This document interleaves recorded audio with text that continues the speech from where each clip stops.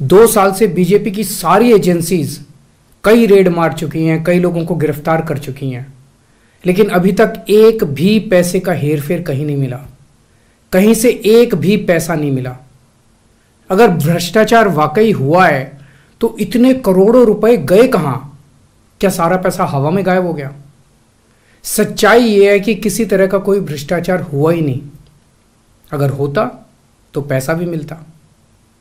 ऐसे फर्जी केस में आम आदमी पार्टी के कई नेताओं को इन्होंने अभी तक जेल में रखा हुआ है।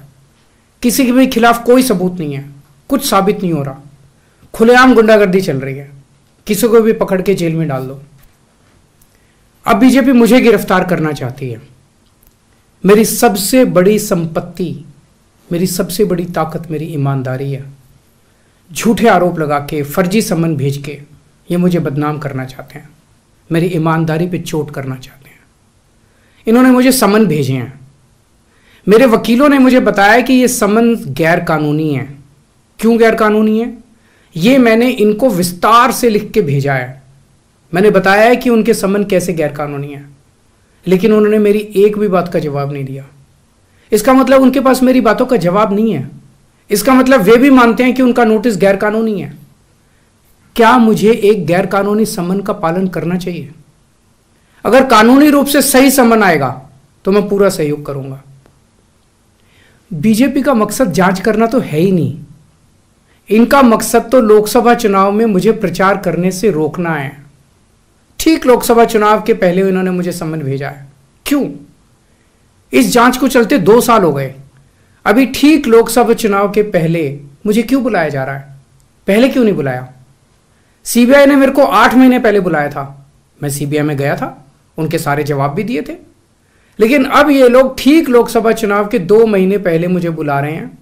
तो बीजेपी का मकसद कोई पूछताछ करना थोड़ी है। इनका मकसद है पूछताछ के बहाने केजरीवाल को बुला लो और उसे गिरफ्तार कर लो, ताकि मैं लोकसभा चुनाव में प्रचार ना कर पाऊं।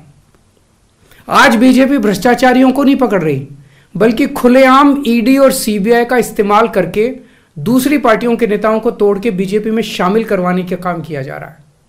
एक नहीं, 2 नहीं, कितने उदाहरण हैं जहां किसी पार्टी के नेता के खिलाफ ईडी सीबीआई के मामले चल रहे थे या उन पे गंभीर आरोप लगे हुए थे। जैसे ही वो नेता बीजेपी में शामिल हुए, उनके सारे पुराने मामले बंद कर दिए गए या ठंडे बस्ते में डाल दिए गए।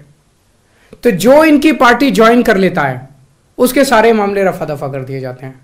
जो इनकी पार्टी में नहीं जाता वो जेल जाता है।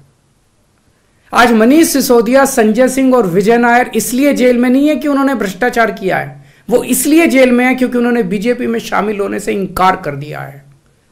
आज हम बीजेपी का मुकाबला क्यों कर पा रहे हैं? क्योंकि हमने कोई भ्रष्टाचार नहीं किया। अगर हमने जरा सा भी गलत काम किया होता तो दूसरे भ्रष्टाचारी नेताओं की तरह आज भी हम बीजेपी में शामिल हो चुके होते आज तक।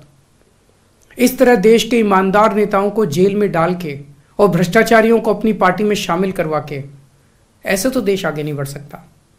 ये क्या चल रहा है? ये जो कुछ भी चल रहा है बहुत खतरनाक है। ये हमारे जनतंत्र के लिए बहुत गलत है। इसे रोकना होगा। मैं हमेशा देश के लिए लड़ा हूं। मेरा तन मन धन देश के लिए है। मेरी एक एक सांस देश के लिए है। मेरी खून की एक एक बूंद देश के लिए है।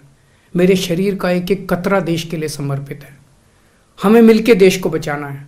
मैं पूरी जी जान से इनके खिलाफ लड़ रहा हूं। आपका साथ चाहिए।